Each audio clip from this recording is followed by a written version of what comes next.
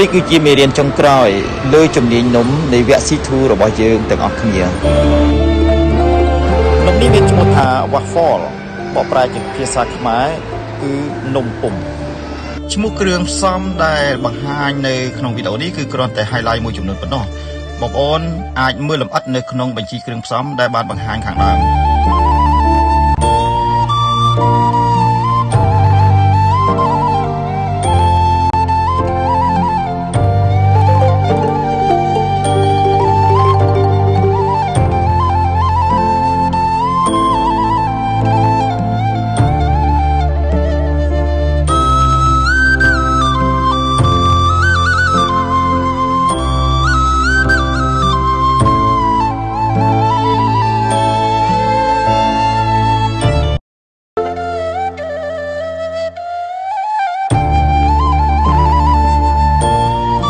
ជាសរុបគឺនំ waffle មានគ្រឿងផ្សំចំនួន7មុខដោយបានបង្ហាញនេះ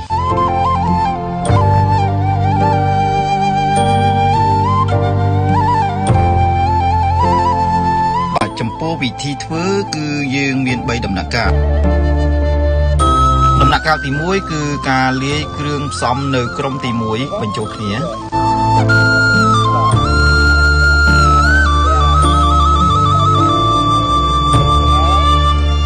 ក្រុមទី1គឺក្រុមស្ងួតអញ្ចឹងយើងធ្វើគ្រឿងផ្សំក្រុមស្ងួតមុនដោយលាយក្រុមទី1នេះបញ្ចូលគ្នារួចកូរឲ្យសព្វបែបនេះ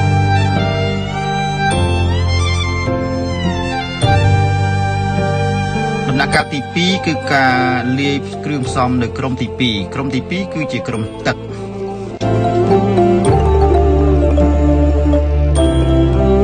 បន្ទាប់ពីក្រុមទី2រលាយសព្វអស់ហើយយើងយកក្រុមទី1ដែលជាក្រុមស្ងួតដួសម្ដងបន្តិចចាក់ចូលទៅក្រុមទី2ហើយកូរឲ្យរលាយសព្វល្អជាសាច់មួយយើងធ្វើបែបនេះគឺរហូតដល់អស់ក្រុមស្ងួត